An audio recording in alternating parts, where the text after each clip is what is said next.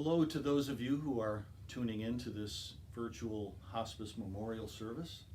I'm Pastor Bill King. I'm one of the spiritual life chaplains of hospice, and I have a few things I'd like to say to you, hopefully that you will find encouraging and edifying.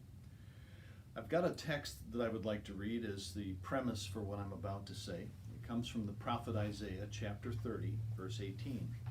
It says, "Therefore, the Lord longs to be gracious to you. Therefore he waits on high to have compassion on you.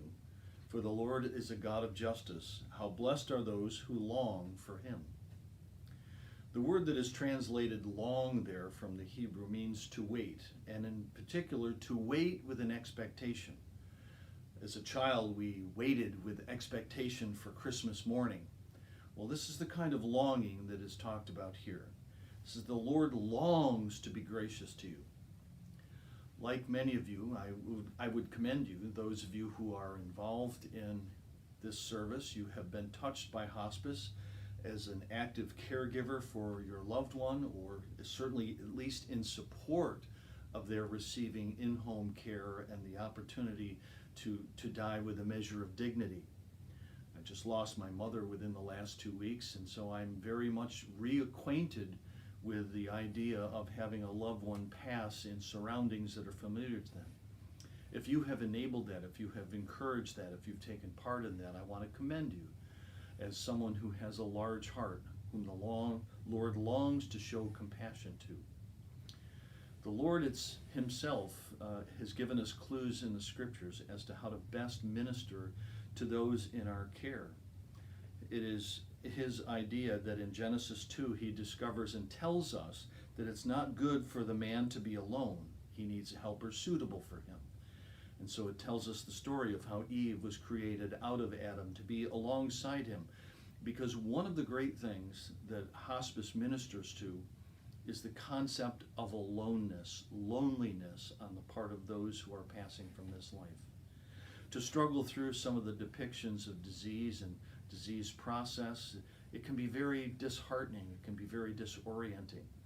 The way that they once appeared, they no longer appear. The strength they once had, they no longer have. My own mother died from pulmonary fibrosis and could no longer breathe. She was pulling for air all the time, and that had its effect upon her person. And one of the great effects that the disease process often has is people feel isolated and alone. They feel like there is no one around.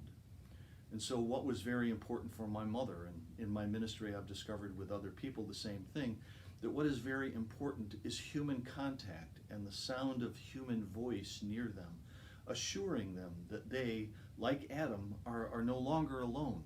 They're not going through this by themselves. There are those who love them, who will give them comfort by their mere presence. I know that my mother loved to have someone holding her hand and rubbing her arm. Quite often in ministry, I've discovered that when dealing with those who are in the end stage of a disease process, to touch their face, to talk to them. And a couple of times I would hold my mother's face in my hands, and I would look into her eyes and I would speak to her, not in the sense of yelling, but it just communicated so much more effectively, it seemed. She seemed to hear that perhaps a little bit better than just the sound of my voice. Rubbing her forehead, again, letting her know that she was not alone. It says in Psalm 102, "My days have been consumed in smoke, my bones scorched like earth. My heart has been smitten like grass and has withered away. Indeed, I forget to eat my bread. Because of the loudness of my groaning, my bones cling to my flesh. I resemble a pelican of the wilderness. I have become like an owl of the waste places. I lie awake. I have become like a lonely bird on a housetop." That portion of Psalm 102 just harkens to me of some of what our loved ones are going through. And in particular, it is important to note that in the New Testament, Jesus often ministered to people in those very circumstances, people on the verge of death, and in some instances even after death. And Jesus was always very clear to be depicted as one who would come alongside, who would take the bereaved ones alongside him and comfort them with his arms around them, touching them and conveying to them his love for them.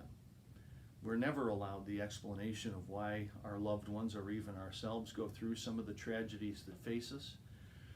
I don't know that we would be able to comprehend what it is that does take place, but I do know that verse that I began our time together with, the Lord longs to be gracious to you, and he waits on high to have compassion on you, is very, very true.